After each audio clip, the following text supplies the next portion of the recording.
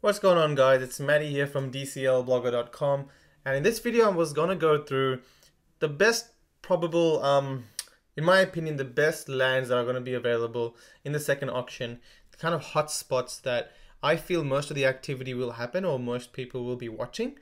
There's a few different spaces that are completely unowned. So obviously, all the light gray boxes are owned by someone. Light gray or light blue. Light blue are the ones for sale. All the dark blackish, dark gray, like pretty much black pixels or parcels of land are the ones that are going to be up for the second auction. It doesn't look like that there's that many, but believe it or not, there's 9,300 of these available, which are going to be in the second auction. So all of these, all of these, all of these, all of these, all of these, they're kind of scattered all around the map, usually mostly at the edges. Obviously at the center part of the map, a lot of the parcels were bought because, you know, they're pretty good. They're within the center. But the more outskirts you go, the less desirable lands became. Now, what I've done in this map, this is on Photoshop, by the way, so I've kind of made my own map, print screening from the marketplace, and I've pasted into Photoshop, and I put a question mark on the districts, and I've kind of made them dark gray, gray, yeah, it's a weed gray color. But basically, these are the districts that are probably going to be dissolved or are up in the air based on what we don't really know where they're going to be or what's going to happen to them. So based on this information, there was a list provided by Ember, who is the community manager in between districts, kind of the district manager or kind of liaison person who communicates between the Decentraland team and the district project leads and make sure that deadlines are being met, etc., etc. So obviously some of these guys haven't met deadlines or something's happened in between, and there's, you know, they're either not continuing or the future of their specific districts are a bit up in the air.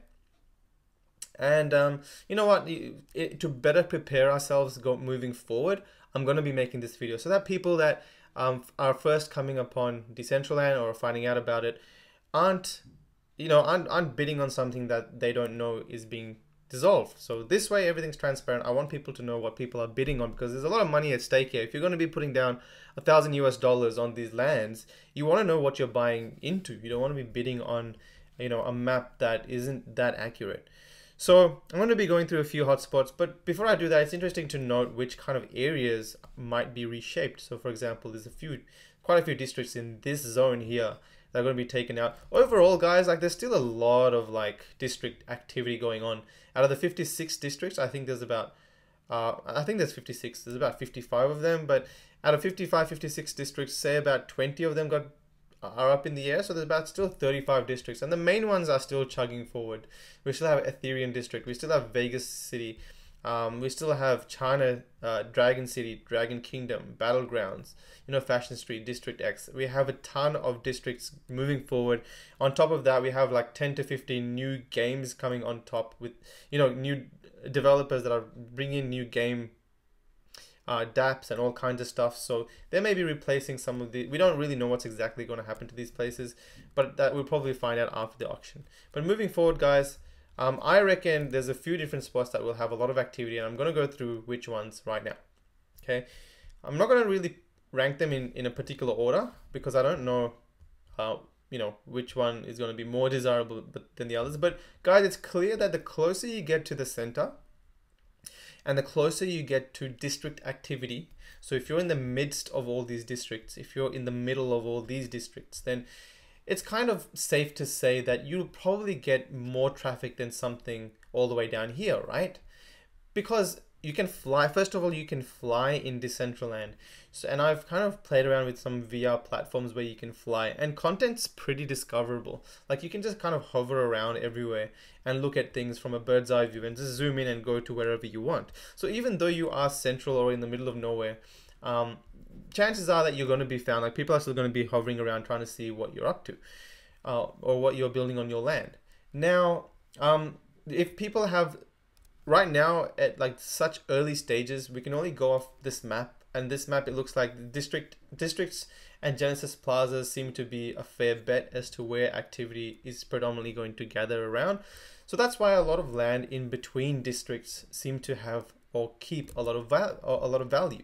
And you can see that confirmed on, say, if I go to nonfungible.com and I kind of search lands that's sold, you know, in the middle of nowhere. You can see this one, not really close to anything, 11,999. Again, the same case over here, connected to a road, 20,000 mana. But look what happens when you get close to district. So this one's only 5 spots away from district, 17,800. This one's 1 spot away from Genesis, a few spots away from another district. This one's 16,000, 17.5.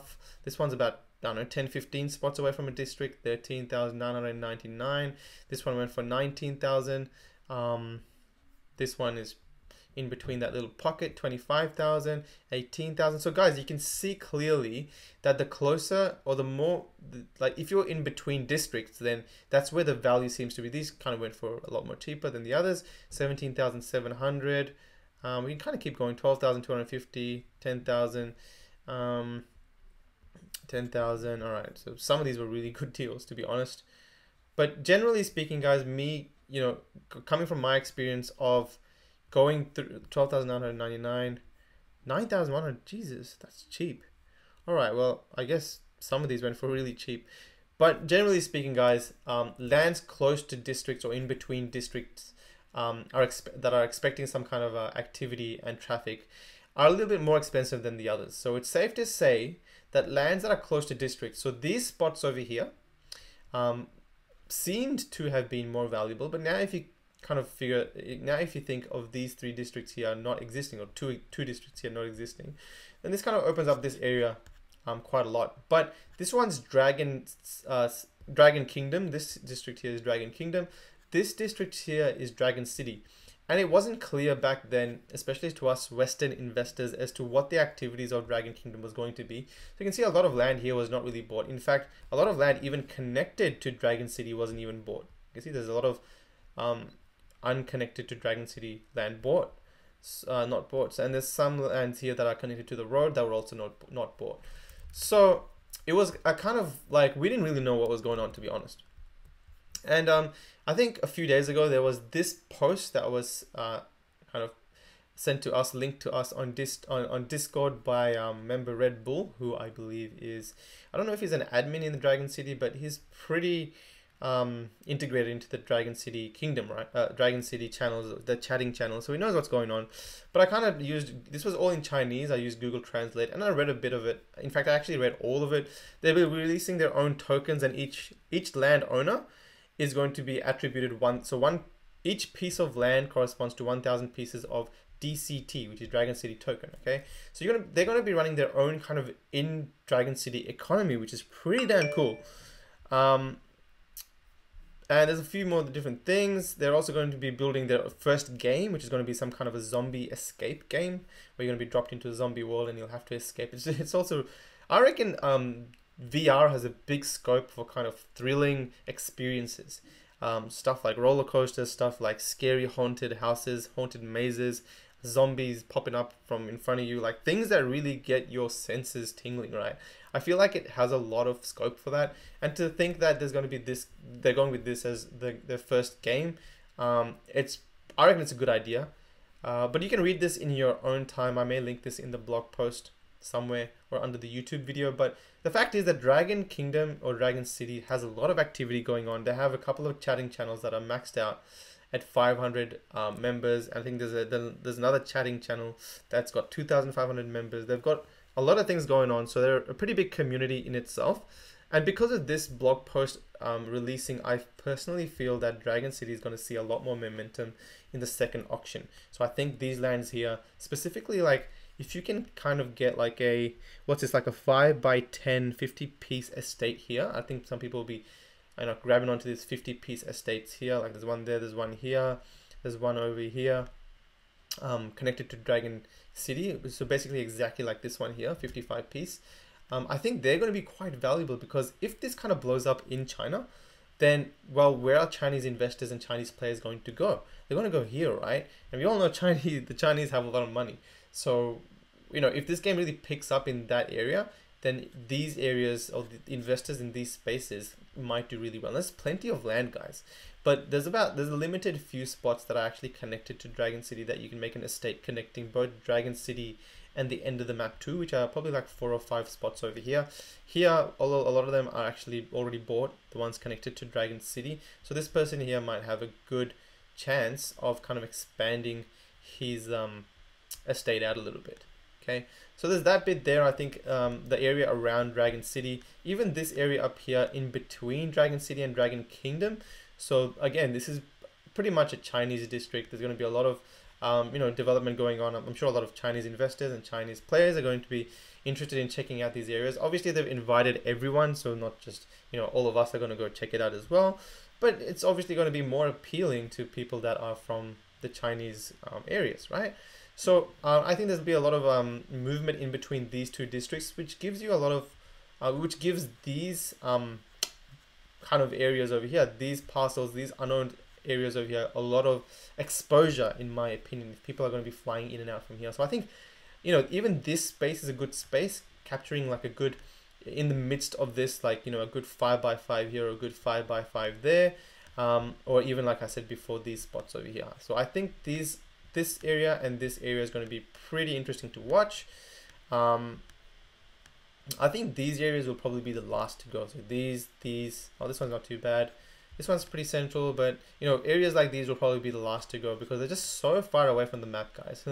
Southeast, it's not really near anything that's popping. I feel like this bottom southwest section is probably going to be in the last few days we might see people picking them up.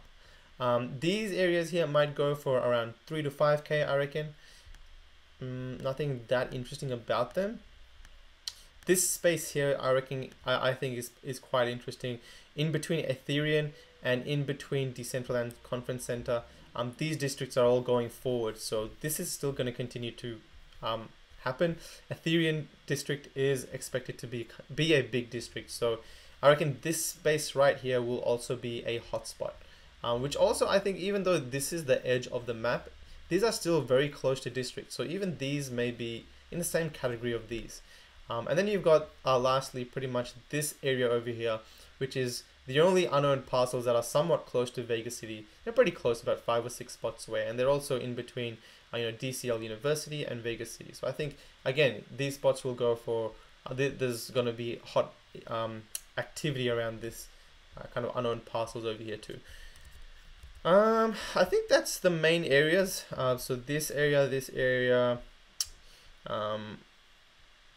in between Vegas and DCL University, and in between Ethereum and DCL Conference Center. A lot of the other areas, guys, it's not really that appealing. Like I said, there's probably like about 4,000 pieces of land over here, which aren't really close to anything. I don't know. I guess it's up to people to build whatever they want within these experiences, open land areas. Yeah, I think they'll probably be the last ones to go just because they're so far out. But anyway, guys, it'll be really interesting and exciting to watch this auction play out. Again, it's going to be a Dutch auction. It's going to be reverse. So it's going to be interesting to see when people start to buy. I think there'll be people buying depending on how Bitcoin and the Mana coin is doing. Like if Mana token flies all the way up to like 20, 30 cents, 50 cents or something crazy like that, I think it's fair to assume that a lot of people might just end up holding on to their Mana instead of investing in land. Or, if Mana stays where it is, or maybe goes up to 10, 15 cents max, then we might see a lot of activity and a lot of people start biting at maybe 3 to 5,000, maybe like 10,000 Mana levels at the areas that they specifically want. I think we'll see a lot of action between 5 and 10,000 Mana, and then between under 5,000, we might see the rest of the gang come and pick up like a lot of these cheaper parcels that might go between 2 and 5,000 Mana, 2,000 Mana, just because there's so much land available, guys. There's 9,300 spots, right? So if we assume that 5,000 Mana needs to be spent, like for average, 5,000 Mana will be the average for each land, then that's 45 million Mana needs to be brought to the table collectively for amongst all Decentraland investors for all of that to be bought. And I think a lot of investors will spend a lot more than 5,000 Mana, right? So I think people are going to run out of money. Like I think collectively as a community, we might run out of money, which may leave a lot of cheap parcels at the later end of the auction. Anyway, I'm going to be bystanding. I'm going to be just watching it out because I have a ton of land. I have about 130 pieces of land that I'm just holding at the moment. They're in great locations. I really don't need more land right now. I just want to know how that auction pans out and better strategize myself once the auction finishes. Anyway, guys, I'll see you in another video, and good luck in the auction.